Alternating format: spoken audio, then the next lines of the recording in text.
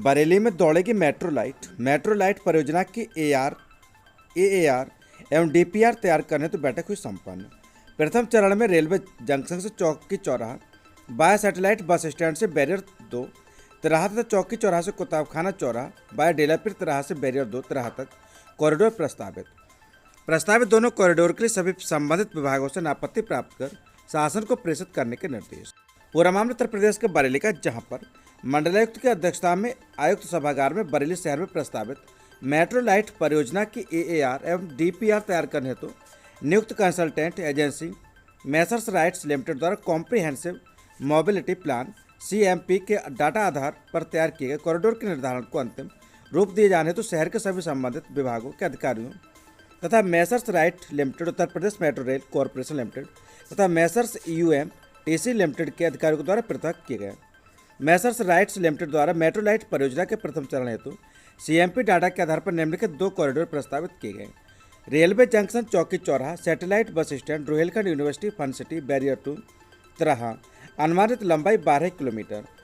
उसके अलावा दूसरा चौकी चौराहा, अयूब खां चौराहा, कुतुबखाना चौराहा, कोहाड़ा पीर तिराहा, डेलापीर तिराहा, IBRI बैरियर 2 तिराहा, अनुमानित लंबाई 9.50 किलोमीटर।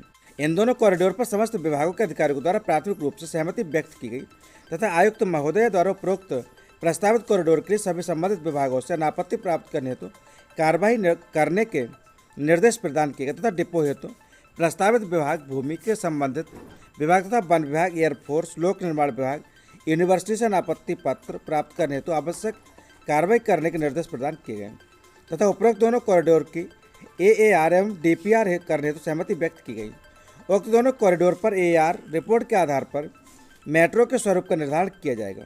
उपरोक्त दोनों कॉरिडोर की अनुमानित लागत 5,000 करोड़ रुपए के आसपास होगी। द्वितीय चरण में एक कॉरिडोर चौकी चौराहे से रामपुर रोड पर सीबीगंज तक तथा दूसरा कॉरिडोर रेलवे जंक्शन से बदायूं रोड पर साउथ सिटी मोड़ तक भी भविष्य में किया जाना प्रस्तावित है। बैठक में प्रभागीय वनाधिकारी दीक्षा भंडारी, सचिव BDA Yogendra Kumar, SP traffic Shivraj Singh, अपर नगर आयुक्त, अर्थशास्त्री अभियंता, लोक निर्माण विभाग, एआरएम रोडवेज, बीडीए, सेतु निगम के अधिकारी सहित संबंधित अधिकारीगण उपस्थित रहे। सच से कनेक्शन के लिए बरेली से मैथिल नेम से शर्मा की रिपोर्ट। तहसीलदार अर्ची गुप्ता को भेजा नवाबगंज, आशीष कुमार बने तहसीलदार आंवला। पूरा मामला उत्तर प्रदेश के बरेली जनपद के औला, जहां पर वर्तमान में तहसील में तहसीलदार के पद पर तैनात अर्ची गुप्ता को आंवला से हटाकर नवाबगंज भेजा गया है। मीरगंज से आशीष कुमार को आंवला तहसीलदार के पद पर भेजा गया है। वही अधिवक्ताओं में तहसीलदार के प्रति काफी नाराजगी रही थी। अब उनके स्थान पर आशीष कुमार तहसीलदार व तहसीलदार न्यायिक के पद का कार्यभार देखेंगे, जहां पर तहसीलदार न्याय के पद पर वर्तमान में विशाल कुमार शर्मा तैनात थे। सच से कनेक्शन के लिए आंवला से नगेंद्र सक्सेना की रिपोर्ट। आंवला में मारपीट की शिकायत पर मुकदमा दर्ज। आंवला बरेली। पूरा मामला उत्तर प्रदेश के बरेली जनपद के औला, जहां पर कोतवाली क्षेत्र के मोहल्ला बजरिया का प्रेमराज मौर्य दही खरीदने गया हुआ था। तभी वहां पर उसने दुकान पर संजय निवासी बजरिया सामान मांगा तो वह गाली देने लगा। विरोध करने पर संजय, उसका भाई दादा पान वाला व आदित्य और एक अन्य अज्ञात व्यक्ति ने मारपीट की। आंवला पुलिस ने उसकी शिकायत पर मुकदमा दर्ज कर लिया है। कोतवाल वीरेश कुमार कहना कि मुकदमा पंजीकृत किया जा चुका है, जांच कर विधिक कार्रवाई की जाएगी। सच से कनेक्शन के लिए आंवला से नगेंद्र सक्सेना की रिपोर्ट। जम्मू में हुए श्रद्धालु की बस पर आतंकी हमले के विरोध में उपजिलाधिकारी आंवला को सौंपा ज्ञापन। पूरा मामला उत्तर प्रदेश के बरेली जनपद के औला, जहां पर विश्व हिंदू परिषद के तत्वाधान में एक ज्ञापन देश के राष्ट्रपति के नाम उपजिलाधिकारी आंवला एन राम को सौंपा गया, जिसमें बताया कि आतंकियों ने हिंदू तीर्थ यात्रियों से भरी एक बस पर हमला किया, जिसमें कई लोगों के मारे जाने की खबर है। उन्होंने हमला करने वाले आतंकियों को कड़ी से कड़ी सजा व पीड़ितों और मृतकों के परिजनों को मुआवजे की मांग करते हुए ज्ञापन सौंपा है। इस अवसर पर आशीष हिंदू, दुर्गेश सक्सेना, मनोज प्रजापति, शिवम सक्सेना, संजय सक्सेना, अमित सिंह, सुमित, विजय, सचिन गुप्ता, अभिषेक, गोपाल सिंह, रामवीर प्रजापति, मयंक गुप्ता, नितिन, सुनील कुमार, बच्चन सिंह तथा संगठन के अन्य सभी पदाधिकारी मौजूद रहे। सच से कनेक्शन के लिए आंवला से नगेंद्र सक्सेना की रिपोर्ट। बस के हेल्पर का सिर फोड़ा, कोतवाली में सौंपा शिकायती पत्र। पूरा मामला उत्तर प्रदेश का बरेली जनपद के औला, जहां पर आंवला नगर से दिल्ली के लिए प्रतिदिन बस जाती है। घटना बताया जाता है कल सुबह 10 बजे के आसपास की, जहां पर आंवला से प्राइवेट बस अपने निर्धारित समय 9:20 पर रामनगर रोड से चलती है। मनोना बाईपास शहीदा बेगम इंटर कॉलेज के पास पहुंची। वहां पर पहले से घात लगाए बैठे राजवीर कश्यप पुत्र महकुलाल कश्यप मनोना निवास अपने साथियों के साथ दीवार के सहारे बैठे थे। बस को देखते हुए वह लोग आगे आए और बस को रुकवा लिया। पीड़ित सदाकत ने बताया कि उनके हाथों में लाठी डंडे थे। वह उनसे कुछ पूछ पाने से पहले लोगों ने उसके साथ लाठी डंडों से मारकर उसे घायल कर दिया। किसी तरह लोगों ने उसे बीच कर पीड़ित को छुड़ाया।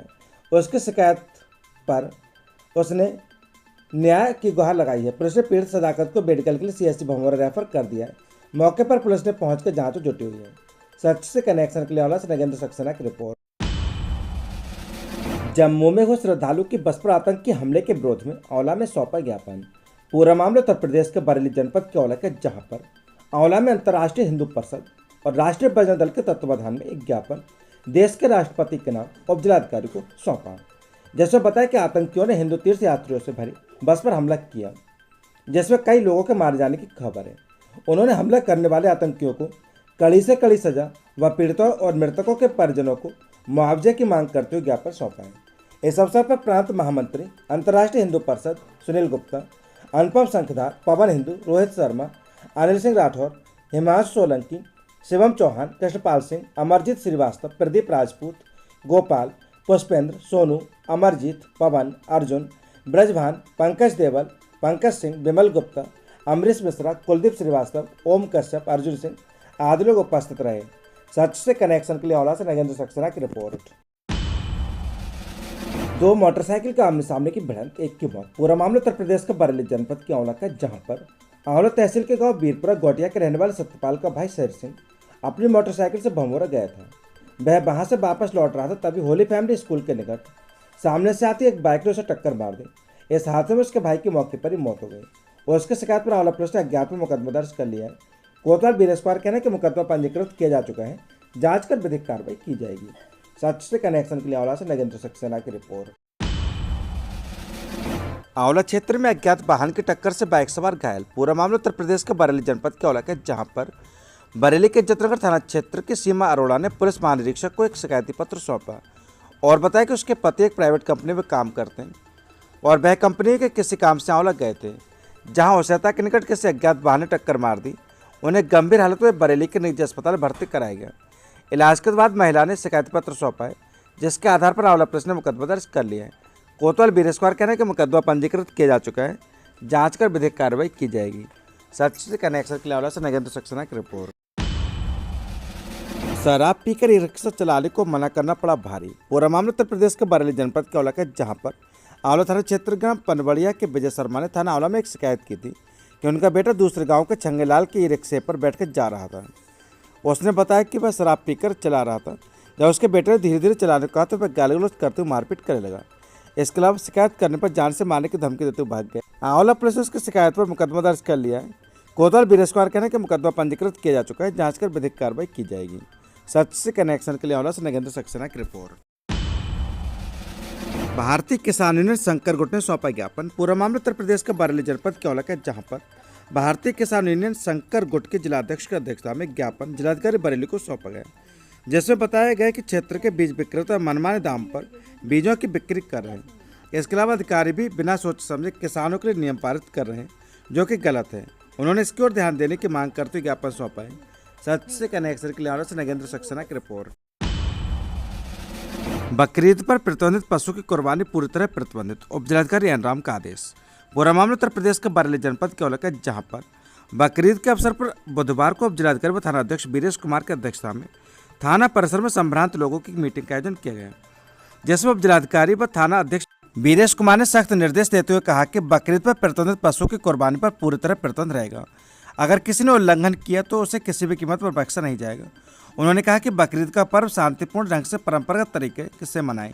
साथ उन्होंने निर्देश दिया कि कोई भी व्यक्ति खुले में कुर्बानी ना करे और कुर्बानी के बाद पशु के बच्चे अवशेषों को इधर उधर ना फेंकें, ताकि किसी धर्म विशेष के लोगों को परेशानी हो। साथ ही साफ सफाई का पूरा ध्यान रखें। शरारती तत्वों पर कड़ी नजर रखी जाएगी। इस अवसर पर नगरपालिका अध्यक्ष सैयद आबिद अली, रजनीश तिवारी, धर्मपाल सिंह, संजय अग्रवाल, रामवीर प्रजापति, इसरार अली, हिमांशु सोलंकी, कल्याण सिंह, सुनील गुप्ता, अभिषेक मिश्रा, गेंदरलाल मौर्य, हाजी इकबाल, वरुण अग्रवाल, जितेंद्र शर्मा, अमजद हुसैन आदि सहित दर्जनों लोग मौजूद रहे। सच से कनेक्शन के लिए आंवला से नगेंद्र सक्सेना की रिपोर्ट। आसरा आवास खाली कराने का आदेश, नगरपालिका अध्यक्ष पर लगाए गए आरोप। पूरा मामला उत्तर प्रदेश के बरेली जनपद के आंवला का, जहां पर आंवला के मोहल्ला ताड़गंज में अनुसूचित जाति के लिए बने आवास मुसलमानों को आवंटित कर दिए गए थे। वहीं अब निर्देशानुसार नगरपालिका की ओर से उन्हें खाली करने के लिए 15 दिन का समय दिया गया है, जिसके लिए महिलाएं एसडीएम कार्यालय पहुंची और विरोध जताया। वहीं कुछ महिलाओं लोगों का कहना है कि उन्होंने वोट समाजवादी पार्टी को किया, जबकि अध्यक्ष बहुजन समाज पार्टी से चुनाव लड़े थे और उन्हें वोट नहीं दिया, इसलिए वे आसरा आवास खाली करा रहे हैं। वहीं चेयरमैन सईद आबिद अली ने कहा कि उनके द्वारा लगाए गए सभी आरोप निराधार हैं, ऐसा कुछ भी नहीं है। ये सरकार के निर्देशों के कारण जरूरतमंदों को दिए जाएंगे। सच से कनेक्शन के लिए आना से नगेंद्र सक्सेना की रिपोर्ट। हाँ बताओ, कौन आया था आपके पास मकान खाली करने को? मनोज भाई आए थे मेरे पास। मनोज भाई जी, 15 दिन के अंदर आप अपना कमरा खाली कर दें, इंतजाम कर लें आप अपना। अच्छा, जी। तो रखा किसने था तुम्हें? बरेली से मिला था हमें, डीएम साहब ने आदेश करे थे, 2 साल से आवेदन हम दे रहे हैं। अच्छा, तो बरेली द्वारा ही मिला था। अच्छा, फिर बाद में हम फिर गए डीएम के पास, डीएम ने यहाँ ट्विटर पे यो साहब के भेजा, वो भी है मेरे पास, आदेश करूँगा डीएम साहब का पर्चा, यो साहब के पास भेजा। इन्होंने मनोज भाई ने मुझसे आधार मंगाया, फिर मैं आधार लेके पहुंची। बाद में फिर भी ये कहेगा कमरा खाली कर दो। मनोज भाई हमारा उसका क्या हुआ? तो बोले वो नहीं चढ़ा तुम्हारा कमरा। तो अब कौन आया था तुम्हारे पास? अब भी मनोज भाई आए थे। मनोज भाई क्या क्या गए? 15 दिन में कमरा खाली कर दो। अच्छा, हाँ, 2 बार बरेली से ट्विटर पे भेजने के बाद में इन लोगों ने कमरा नहीं चढ़ाया। किसने कहा उनसे? आपने ये नहीं पूछा किसने कहा मकान खाली करने को? चेयरमैन साहब को कह रहे हैं वो तो। चेयरमैन साहब को? अच्छा, कितने दिन? तो इससे मिला है कमरा। अब कितने दिन हो गया रहता वो यहाँ? 3 जून को आए हैं हम। अब ऐसे मान लो 1 साल 5, 6, 7, 8 महीने हो गए हमें। 7 महीने नहीं, 1 साल 7 दिन हो गए। 1 साल 7 दिन हो गए हमें। 11 तारीख है ना, 1 साल 7 दिन पूरे हो गए हमें। चलो उनकी सबकी फोटो ले लेंगे, एक जगह आया तो मिलकर खड़े हो जाओ। बच्चे कर लो, बच्चे कर लो। अब बता कमरे में ये सब भाग जाए, कमरे हाथ में बच्चे कर लो, छोटे छोटे।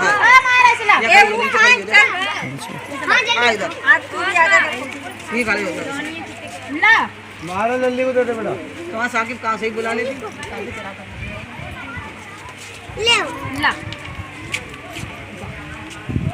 तुम्हारे कितने बच्चे हैं? मेरी लड़की है 7 लड़की हैं। इनकी लिए 7 लड़की हैं। तो तुम्हारे आदमी क्या करते हैं? मजदूरी करते हैं। अच्छा, चलो ठीक।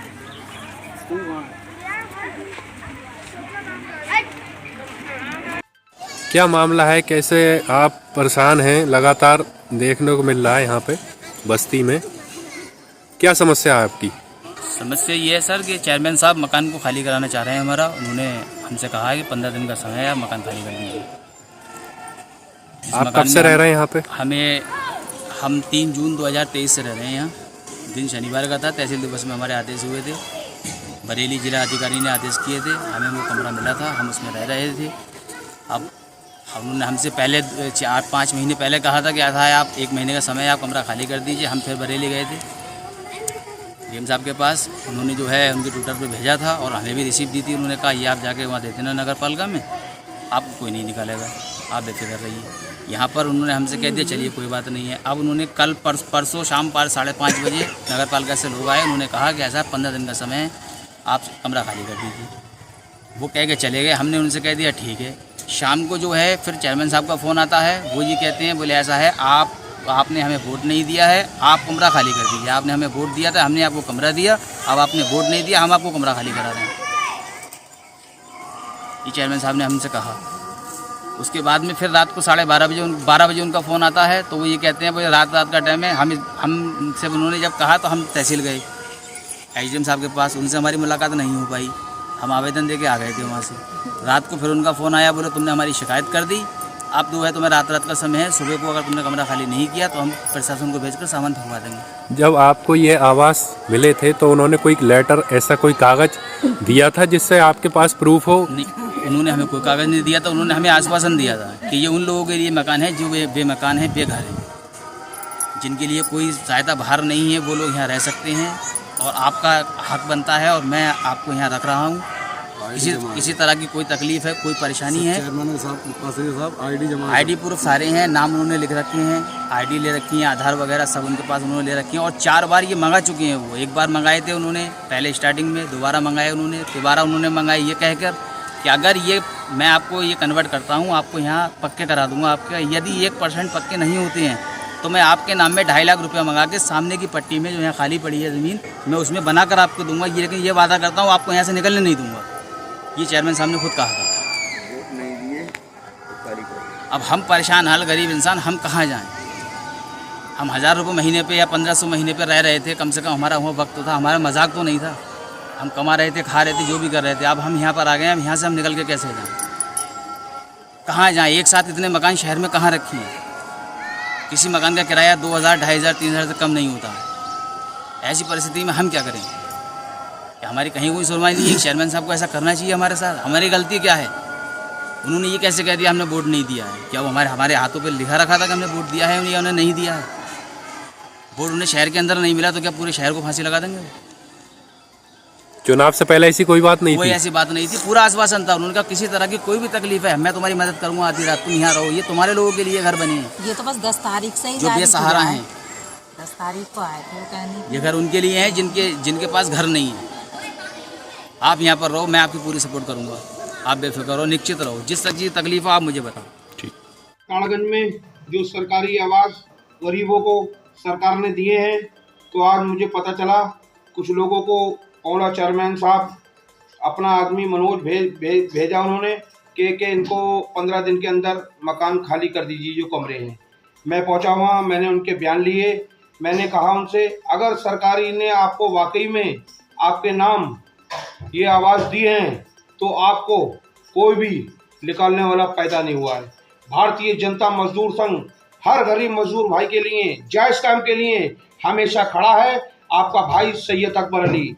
अगर आपको सरकार ने वाकई में आपके नाम ये आवास रहने के लिए सरकारी मिले हैं तो आपको कोई निकालने वाला पैदा नहीं हुआ है। ये मेरा भाई आपके सैयद अकबर अली का भारतीय जनता मजदूर संघ के जिला अध्यक्ष का वादा है।